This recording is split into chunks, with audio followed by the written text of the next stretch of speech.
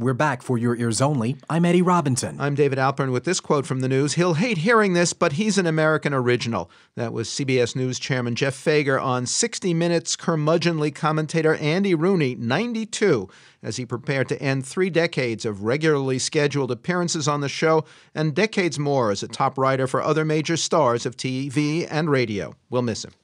Now this. There were a lot of years when a lot of people on this stage had failed pilots and shows that didn't go, and so we appreciate every single second of this.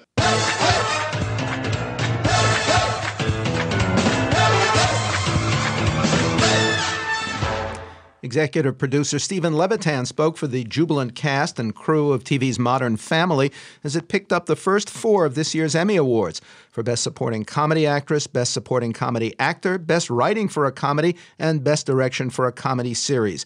Mad Men won its 4th Emmy for Best Dramatic Series. The Amazing Race reclaimed its frequent lead in the reality competition category, and American Idol lost for the 9th time. With an inside view of what won, why, and what to watch for in the new TV season, for Your Ears Only, we're joined again by film and TV story and career consultant Jennifer Grisanti at JenGrisantiConsultancy.com. Her book is Storyline: Finding Gold in Your Life Story. Welcome back to our show, and may we say your gown is lovely. Thank you. Thank you so much for having me. I appreciate it. Does the success of Modern Family come despite or because it includes gay couples and interracial families, summer fall romance like so many in Hollywood? Or is the secret something else entirely? I think it's a combination. I definitely think it is because it reflects our lives. I mean, and it embodies everything that is, because Steve Levitan, who for the episode he won, came from a personal story from his life. And I think because the show hits every type of person as well as generation, it succeeds as a result of this. One of the Emmy presenters for whom most everybody held his or her breath was Charlie Sheen, who was actually quite gracious about the show from which he was fired, 2.5 Men. So what did you think of the content and ratings for its first episode with Ashton Kutcher stepping in? I thought I have to be honest, number one, I was very happy to see him graciously say what he said on the Emmys. I think he needed to do this. And I think the success of the first episode with Ashton and the second episode was tremendous. And I think it shows that if you have a strong concept, the show can go on. And of course, Ashton was a perfect person. And the interesting thing is, like Charlie, like the character mimicked Charlie's life.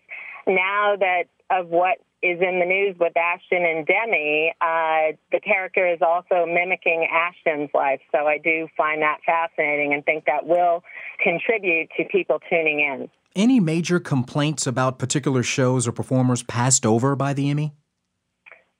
For me, Luther, I think, is one of the best. It's a BBC show, and it would have been in the miniseries category. Mm-hmm. I would have liked to have seen that get a nomination, Best Actor-wise with Idris Elba, as well as Best Series-wise. Any consensus on who had the best after party? No, unfortunately, I was home watching it.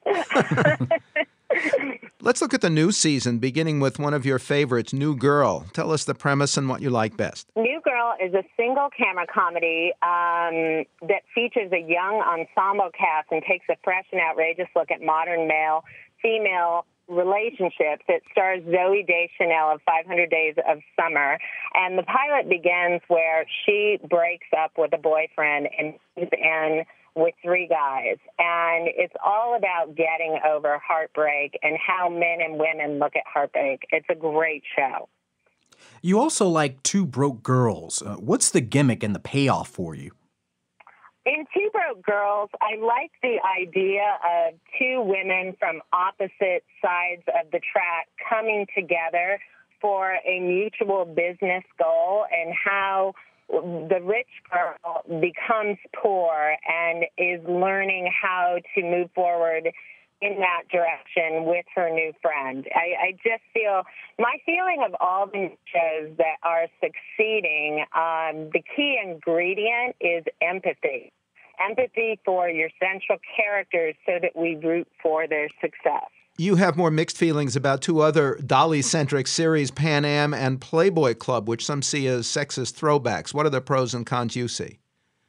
Well, I think Pan Am, it's interesting with both shows. Like, I love that both shows are trying to be takeoffs of Mad Men, and I love the idea of the period world.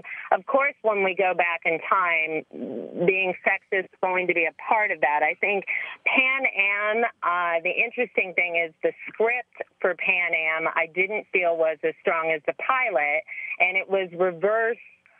For the Playboy Club, I felt the script was very strong and the pilot wasn't as strong, but both showed tremendous potential. So I do hope that I would like to see both succeed. Pan Am, the pilot for me, I loved the wish fulfillment and the style and the tone, and I definitely see, because of the success of Mad Men, that the potential in both shows. Film and TV story and career consultant Jennifer Grisanti at JenGrisantiConsultancy.com. Her book is Storyline, Finding Gold in Your Life Story, and this has been For Your Ears Only.